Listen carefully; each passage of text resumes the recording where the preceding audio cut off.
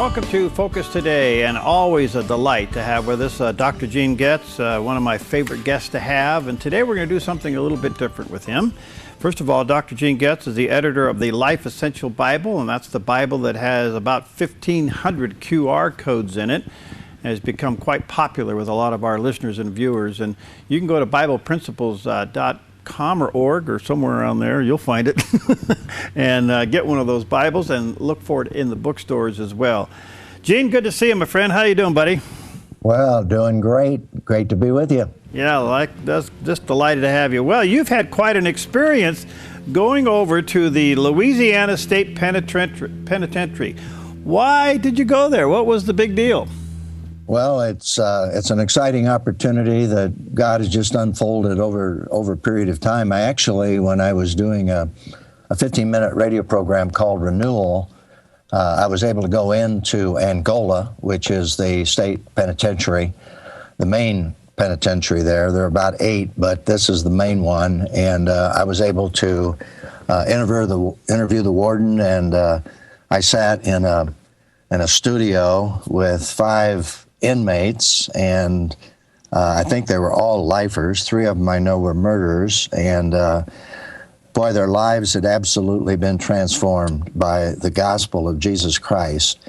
And that was really my first exposure to what was going on in Angola and as a result of Burl Cain. And so that relationship developed, and then later on, which I can explain as we get into this whole Malachi Dads program, I was invited to do a couple of books based on my book, Measure of a Man. Some of the people will be aware of this. But I got a call from Awana Lifeline, and this is a division of the Awana ministry, and I didn't realize they had a tremendous prison ministry.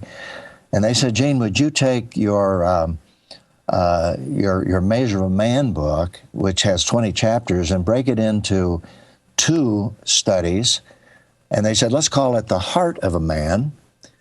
So I did The Heart of a Man Part 1, and then The Heart of a Man Part 2, based on those characteristics in the Measure of a Man, which come right from 1 Timothy and from Titus. And the reason they wanted these books is they've developed a program called Malachi Dad, or Malachi Dads, and it's based on that Malachi passage where the Lord says He would turn the hearts of the fathers to the children to the fathers.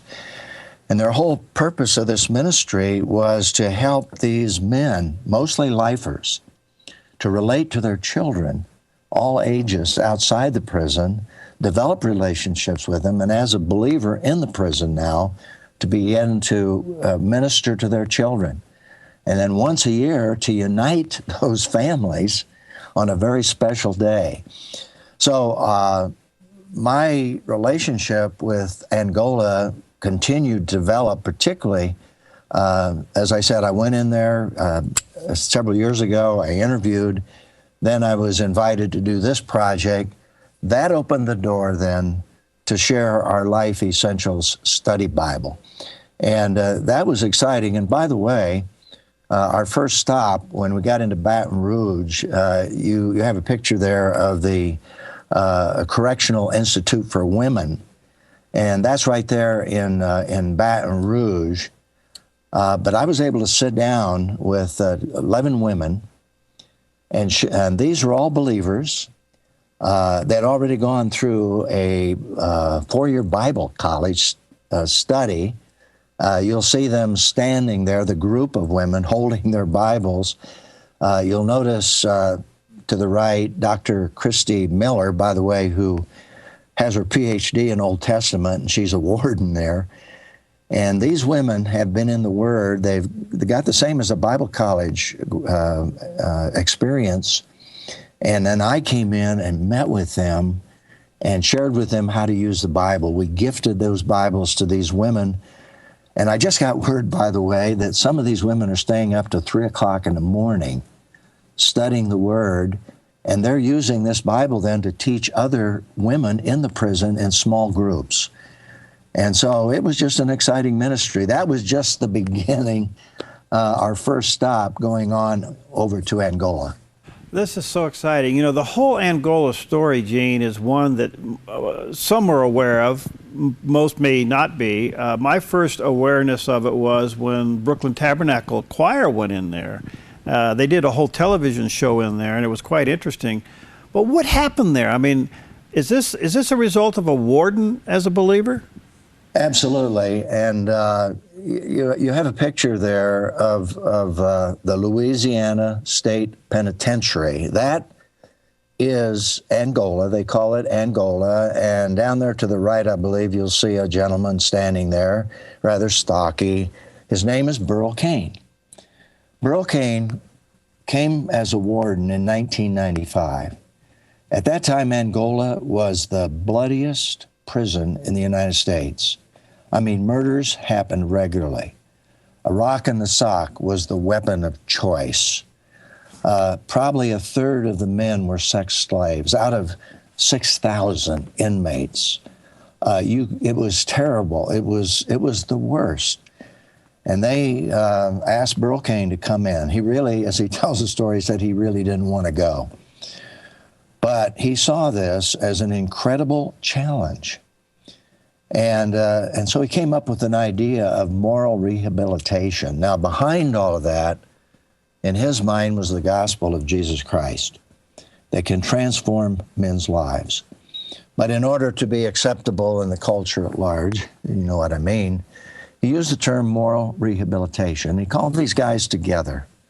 And he said, look, guys, everybody thinks you're a bunch of animals. And the reason they think that is because you act like animals. And if you act like animals, you're going to be treated like animals. But you don't have to act like animals. And I can tell you how you can change. And so they began this program of moral rehabilitation. Now, there had been a group, a small group, and one of the guys, his name is Bishop Tannehill, they called him, who, by the way, was released recently. He was in for murder, but served a long, long sentence. And he, I think, is now at the Brooklyn Tabernacle in ministry there. But he was the bishop. They call him the Bishop of Angola. He was in for murder. He killed a pastor, would you believe? But he became a believer, and he's a part of a prayer group praying that something would change in Angola. Well, when Burl Cain came in, they began this moral rehabilitation program with the gospel of Jesus Christ. And by the way, one story that Burl tells is, you know, he was responsible to carry out executions, those who were to be, you know, give their life to die. And he says the first time he was in the chamber and he gave the signal, you know, for this person's death, he said it was a very traumatic experience. And he came home and his mother said, Burl, did you share the gospel with that man? And he said, Mom, no, I didn't. She said, Burl, that's your opportunity. Well, after that, every man that he has to sentence to death, he's with them. He holds their hand if they are willing. He shares the gospel. In cases, he leads them to Christ right there on the gurney and holds their hand as they're dying. And he tells amazing stories of these men and how they look in his eyes with hope of heaven. So remarkable things began to change. And bottom line is, Perry, out of 6,000 inmates, over 2,000 are born-again believers. They have over 27 ministries on the Angola campus. It's a huge complex. There are about 18,000 acres. There are 6 or 7 units.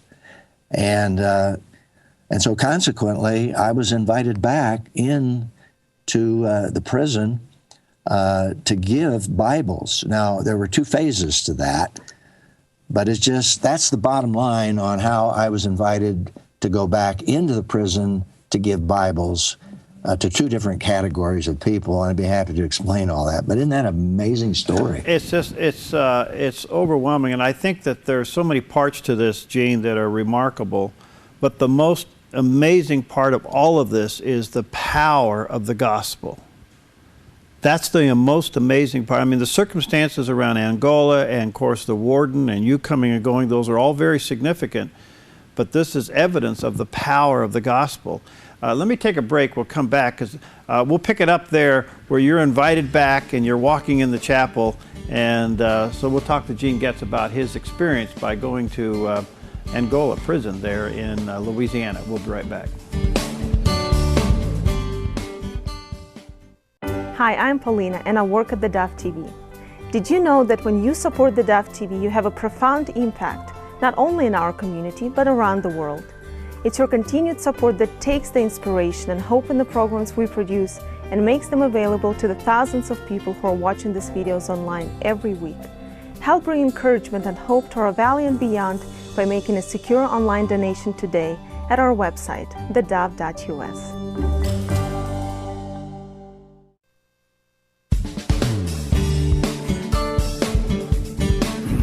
Okay, we're back with our good friend Dr. Gene Getz, and of course he is the editor of the Life Essential Bible, and which is one of the great resources of our day.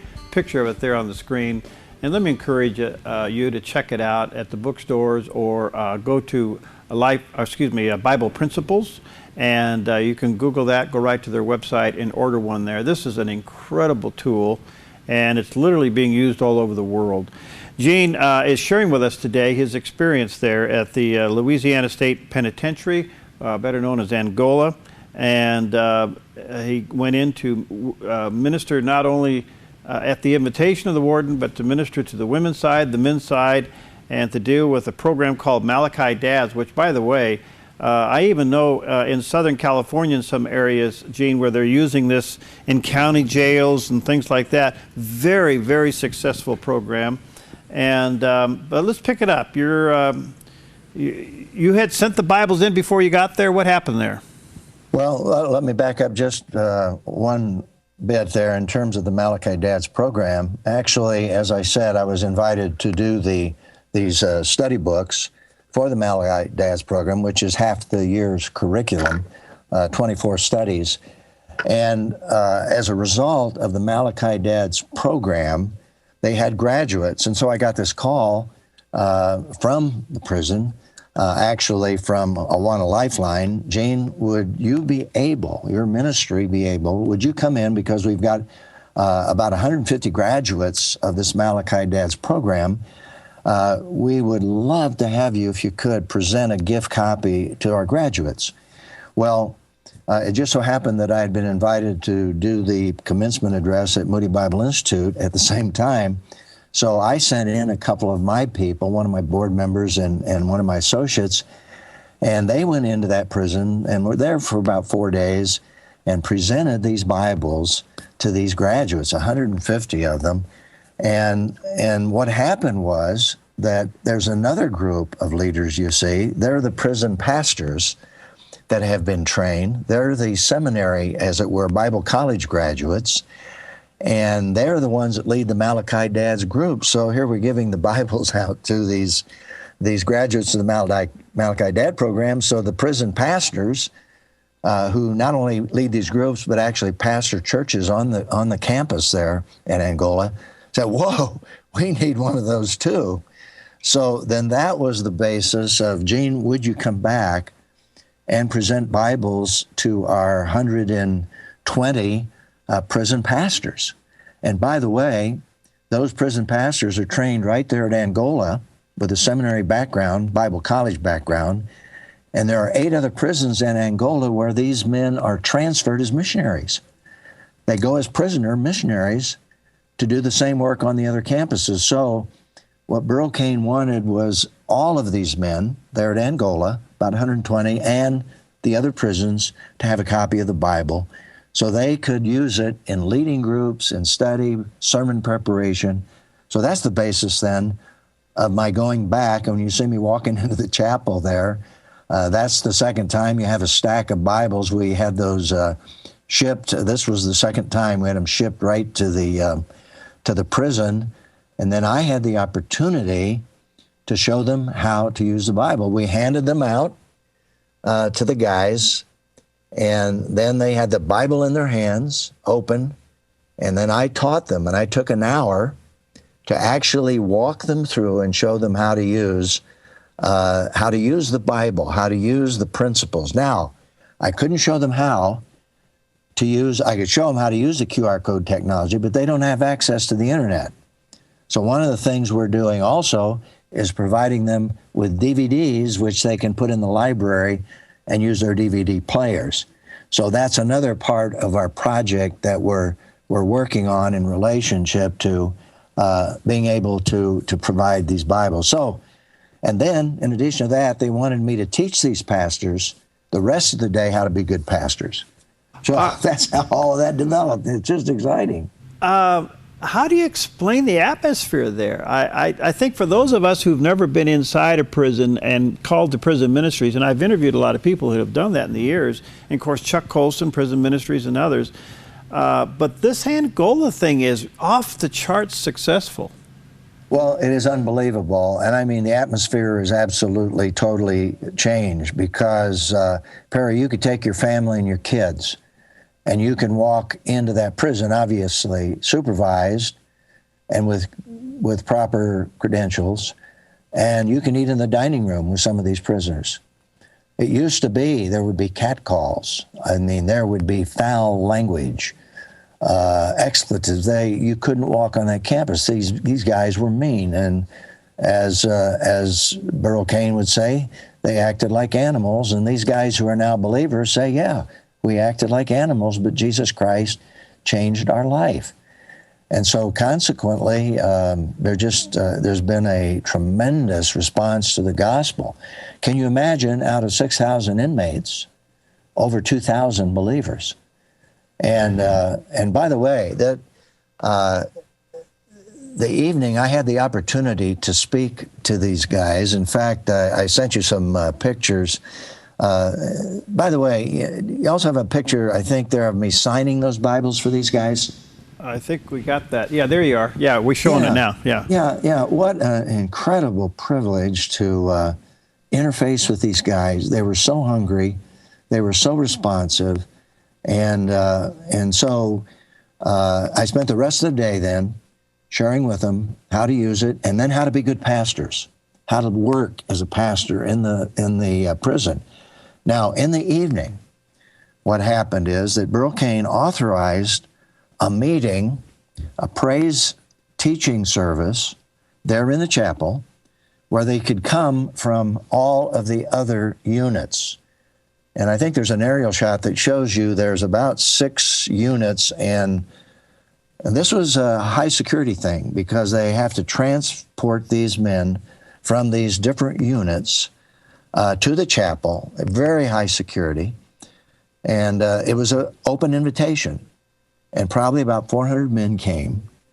And that night I was able to speak on the one another's, how to build up one another's. And by the way, I wish you could have heard those guys sing and praise. They had a worship band, and the guys that were really committed to the Lord were sitting in the first half of the chapel. The guys that were a little out for the evening kind of fellowship to be able to meet guys from other units kind of sat in the back.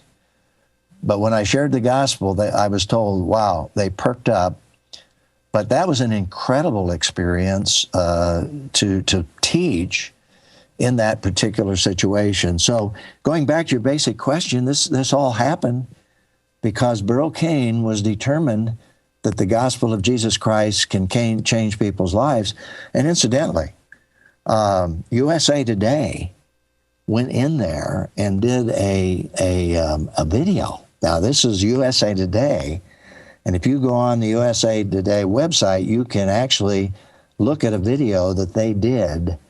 You just have to say Angola, USA Today, and you will see a video that will make you cry because they let these men share their stories of how they came to Christ, how they're relating to their kids. It shows them hugging their kids as they come on the campus. It's unbelievable. An unbelievable story. I do want you to come back to the Malachi Dad thing, but first let me ask you this. As a guest speaker, are you allowed to give an invitation? How does that work? Oh, absolutely, because we're right there in the chapel, and that chapel has been built by donated funds from outside the prison, and they have total freedom. They have about 17 other chapels where people can meet, different chapels of different religious backgrounds. They actually have, I think, I know they have a Roman Catholic chapel. They also have a place where Muslims can meet. So they're not discriminating in that sense, but they have total freedom. And by the way, when Barbara Walters and 2020 comes in, what can they say in terms of what they see? The life changes that are taking place. It's absolutely phenomenal. In working with the prison pastors, they're obviously hearing some confessions that must be unbelievable. Yes. Oh, yeah. Repeat that. Did you say concessions or confessions? Yeah, no, confessions. I would say that the prison pastors that you work with, just their general work there on campus, they're probably hearing some unbelievable confessions. Oh, absolutely. Because men are coming to Christ out of horrible backgrounds. 99% of them are lifers, and that means murder, rape, horrible crimes, and yet their lives have been transformed. And obviously, you talk about guys that are thankful for God's grace and God's forgiveness. I mean, it's unbelievable, and they know what God's grace really is, and it's just wonderful to hear them share. Now, there is a story that I want to tell you, and there's a picture that I sent you, and I'm preaching, and you look across to my right. I don't know if you can find that.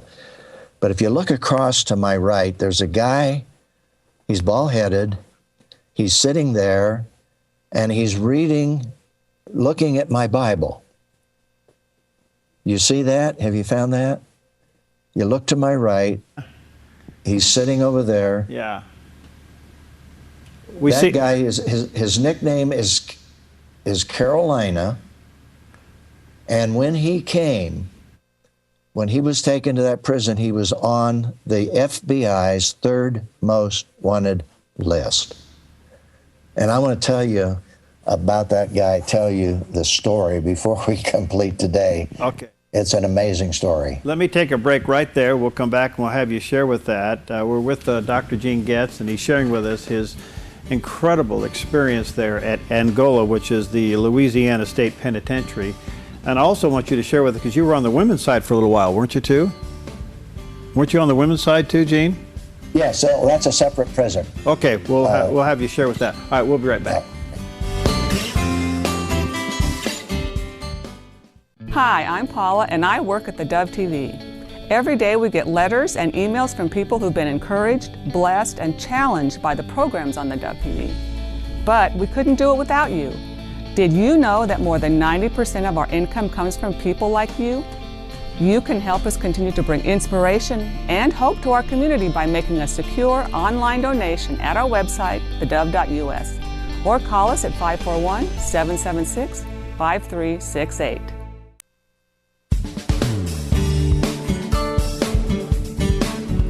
Hi, we're back, and our very special guest today is our good friend, Dr. Gene Getz. And of course, you know him as the chief editor of the Life Essentials Study Bible, which is one of the great resources of our day. And it's a Bible with over 1,500 QR codes in it, and from Genesis to Revelation. But today we're doing something a little bit different. Instead of taking a couple of those principles and having our own little personal Bible study with Dr. Gene, he's sharing with us his experience going into Angola, which is the Louisiana State Penitentiary. And there's some pictures that he sent to us that we're sharing for those of you watching on theDove TV. And most recently, as he was there, he began to speak at one of the praise night service. And off to his right, sitting against the wall, next to a little bit of a stained glass window there, is a man with his Bible in his hand. And that happens to be a Life Essentials Study Bible in his hand. And Gene, you're telling me this guy is number 3 on the FBI's most wanted list.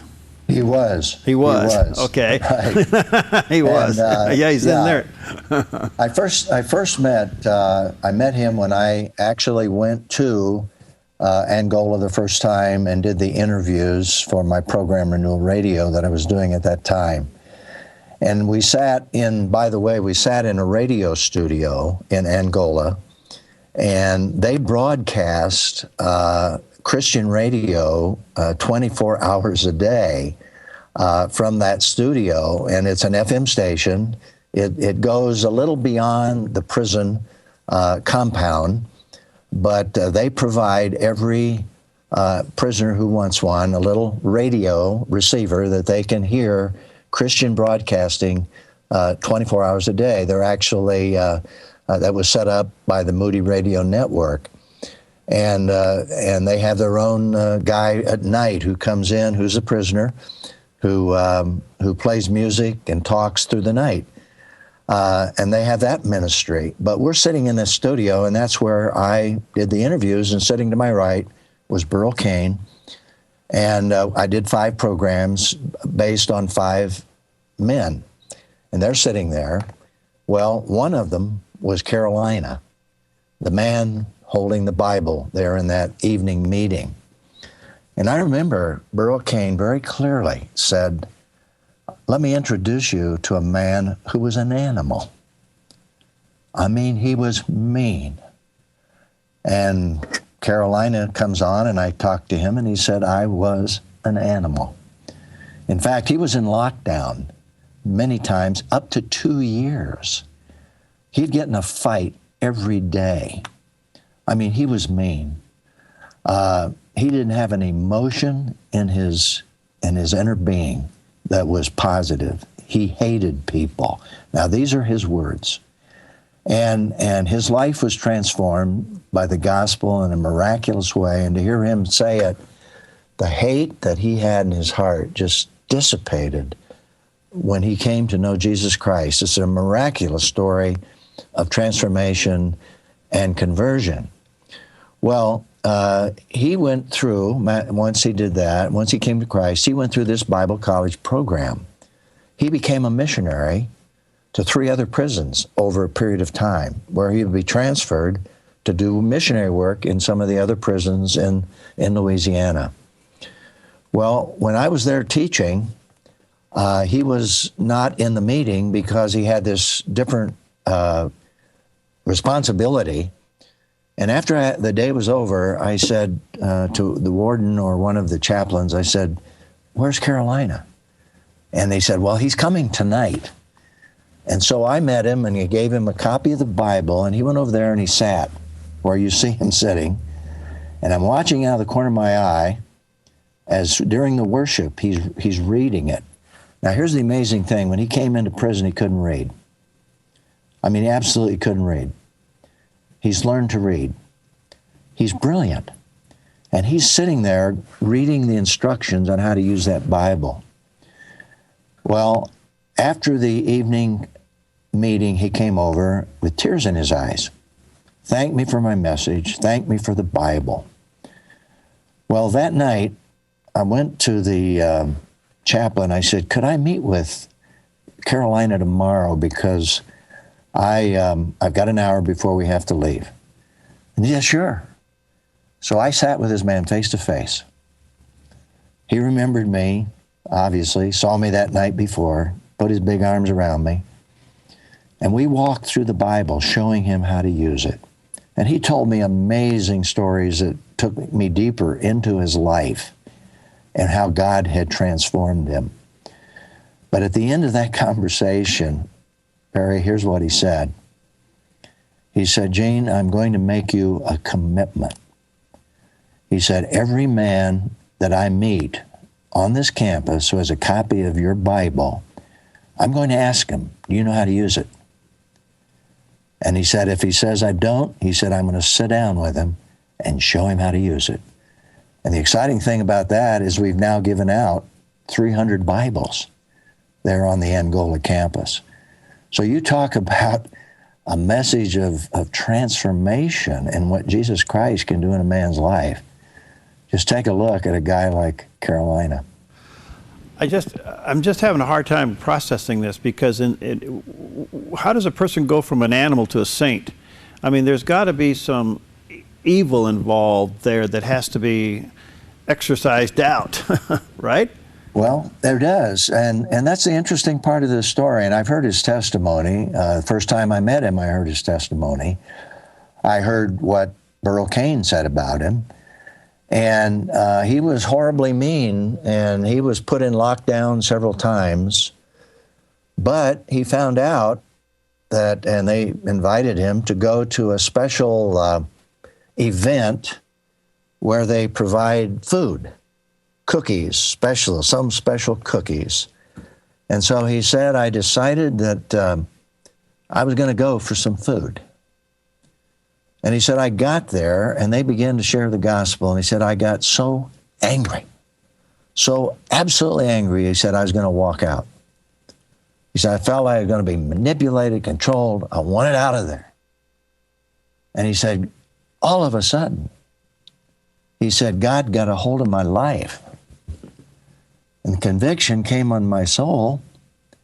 And he said, literally, I could feel the anger dissipating for the first time in my life from my inner being.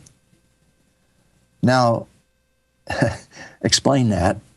That's not quite the way we explain how it happens. But it's almost like a Pauline conversion, and obviously there was time, process, studying, growth, development, but it began with the dissipation of that anger. Now realize he didn't know anything about the Bible, he knew very little, but he began to grow spiritually. But I guess it began with the dissipation of the anger. You know, Gene, if it can happen in there, it certainly can happen anywhere, right? That's right. So once a inmate experiences this, and there is what they call the moral rehabilitation, we'll call it the spiritual renewal, but the moral rehabilitation takes place, that doesn't automatically put them on a softer road. I mean, they have to earn their way. No. They have to earn their way out of that, don't they? Absolutely. And of course, it's part of the whole modus operandi of the whole prison, in the sense that every individual, every prisoner has responsibility in that prison. They have a huge 18,000 acres. They have farms. They cook their own food. They process their own food. They have places where they make furniture. They actually make caskets for the men who are dying there. Burl Cain came, and the first thing he noticed is one man had died, and he was in a paper box, and when they took him out of the wagon or whatever, he fell to the ground. And Burl said, that's never going to happen again. So they set up a woodworking shop to do caskets. They do all kinds of things and processing food. But they have a system where people are responsible. They're elevated with privileges. They're given a little minor amount of money for their behavior that is positive. They're doing a good job. This is a much bigger process than just preaching the gospel. I mean, it's a total concept of really rehabilitation, but this has set the stage for the gospel to be spoken and preached right there, which is the thing that brings what we call, as you know, as you mentioned, spiritual transformation in their lives. And obviously it's a process. I mean, some of these guys really struggle. You can imagine sex addicts, homosexuals, mean. Their life is anger. It takes some time. Carolina, he doesn't quite fit the mold in terms of the way it happens, but I met him. I know him. Put those big arms around me.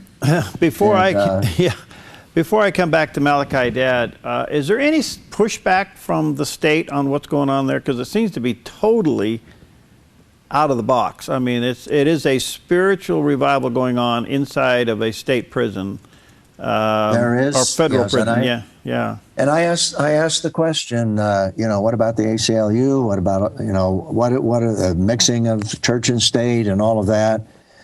And basically, they haven't faced serious problems because most of what they do in terms of spiritual rehabilitation, moral rehabilitation in the sense of the spiritual, is all funded outside. It's not funded by the state. The state pays whatever they pay for normal operations, but all the, like the chapel I was in, that was built by donated funds from outside the prison, and even within the prison by the prisoners themselves. And that's true of all of those chapels.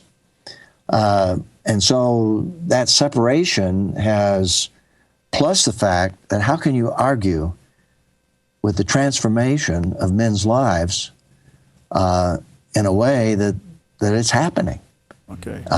And you and I know at the heart of that is the gospel. No question about it. And we need to pray. We do need to pray for their protection, because now this is starting to spread to prisons here in Texas. Wow. And in California. And we're just praying for an opportunity to do and do in other prisons what we did in Angola. And because now the gentleman Mike Broyles has just gotten back from Kenya, and I just got an email from him where they're going to be using, since the guys understand English, in prisons they're going to be using these books in Kenya, in the prison, and incorporating that Malachi Dad's program there. So you need to pray, maybe we'll get some Bibles into the prisons in Kenya. Before I take a break, Ken, are those books there you shared during your study with the inmates, are they available now at your website? Or are they not just through our website, but they are available through Awana Lifeline. Lifeline, okay. AwanaLifeline.org, I think. I'm not quite sure. Okay. Just go Awana Lifeline, and they're available. Okay. All right, I want you to come back again. I can't imagine during the Malachi Dad program when a family, a wife, a child sees an incredibly new dad, what that experience must be like. We'll be right back with Dr. Gene Getz in just a moment.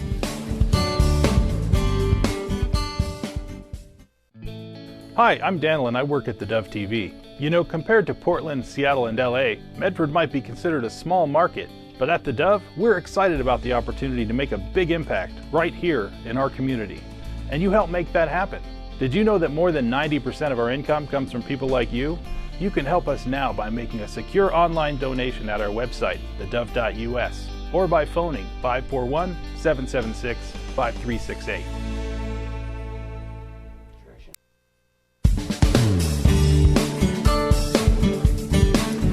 Okay, we're back, and always a delight to have with us our good friend Dr. Gene Getz, and he is the editor of the Life Essential Study Bible. And I can't say enough about this resource. It's just one of those great tools that God has used him in a very unique way to put together this Bible with over 1,500 QR codes in it. And you can run your smartphone or your tablet over the top, and Gene will pop up and give you anywhere from a 3 to 10 minute study on that particular principle in that scripture there. And he's been given a unique opportunity to go inside the Louisiana State Penitentiary, better known as Angola. Perhaps you are a little bit familiar with this prison. It is changing lives like anything anybody's ever seen, and it's all through the power, and they emphasize the power of the gospel. Something very unique is happening there and continues to happen. Over 6,000 inmates, but 2,000 now have come to Christ, and it's revolutionary, and it's changing the prison system, to say the least. And Gene went in, took his Bibles in, gave them to some of the graduates, gave them to the pastors there on the campus, was invited to speak. And a lot of this surrounded a very unique program called the Malachi Dad, the Malachi Dad's program. And again, Gene, for those just tuning in, give us a little bit of a highlight and then share with us what you witnessed with that. Well, one of the concerns that Burl Cain had, of course, the man that God has used in a remarkable way to lead this revolution and transformation, moral rehabilitation, but as we see, it's spiritual rehabilitation and regeneration. He was concerned about the dads in that prison who had children outside. And so he went to Awana and he said, is there something we can do to somehow reach these children? Well, they brainstormed and they came up with a separate ministry called Awana Lifeline, which developed the curriculum, a year's curriculum, a weekly study, where men who know Christ or men who don't know Christ, but who want to relate to their children, can enter this study. And so consequently, these guys come, and that's where, of course, I was invited then to take The Measure of a Man, break it into 2 books called The Heart of a Man, Part 1, Part 2, which forms half of the annual curriculum. And they go through this, and many of them come to Christ through the process. In fact, in the books that I've done, The Heart of a Man, I worked the gospel in 3 or 4 times throughout the study, and they come to Christ, and at the end of that, they're presented with a certificate, and that's where we went in and were able to give 150 graduates 150 of these Bibles.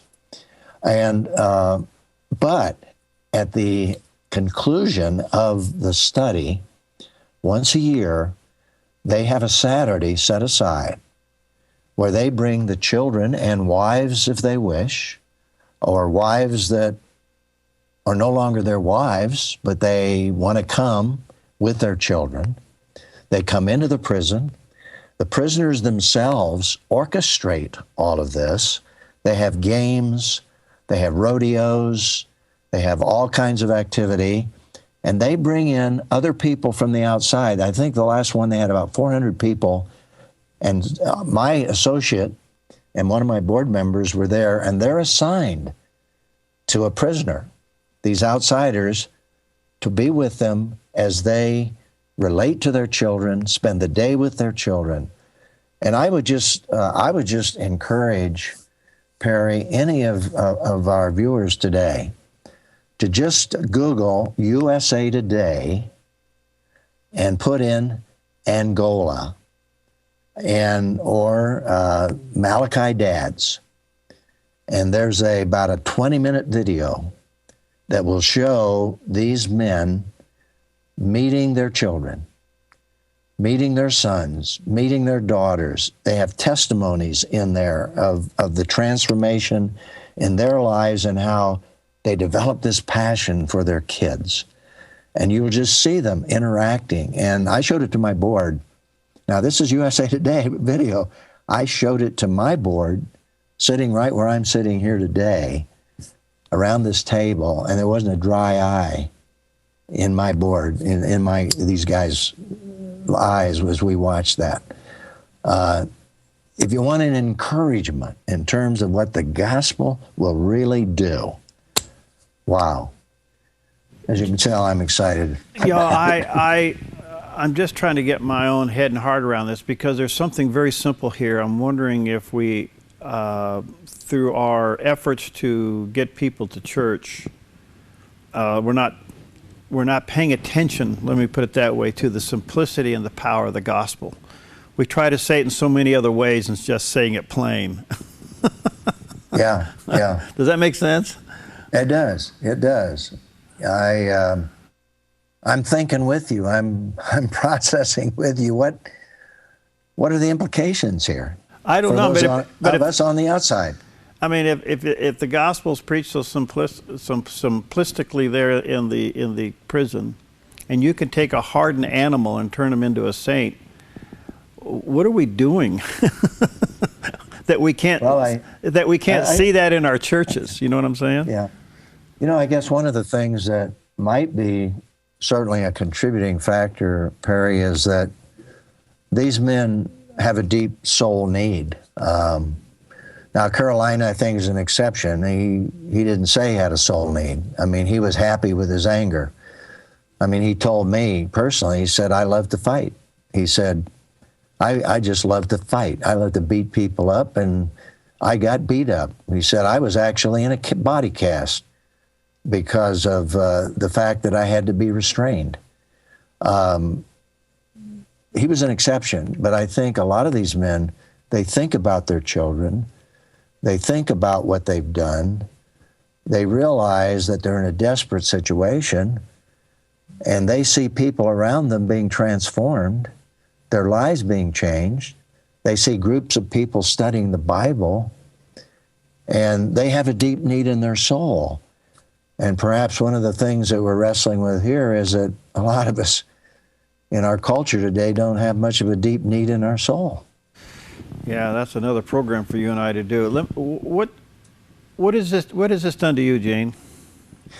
Well, I think you can sense my excitement. It's, you know, when I was invited to do this Life Essentials Study Bible over 10 years ago now, I just had no idea, number one, what I was getting into. They thought I could do it in a couple of years, they told me. Well, it took 7 years project, and because it was huge, you know, 1,500 principles from Genesis to Revelation, looking at every verse, every line. And I just didn't realize that 7 years later, what God was going to do once the Bible came off the press. For example, being with you once a month. You know, I never anticipated that. And in fact, I was on a television show just recently that broadcasts into Iran off a satellite. And I sat there and we were communicating in Farsi. I had a translator. We were talking about this Bible. And in those programs, they literally received calls from Iran, on-air calls from Iran, the underground church.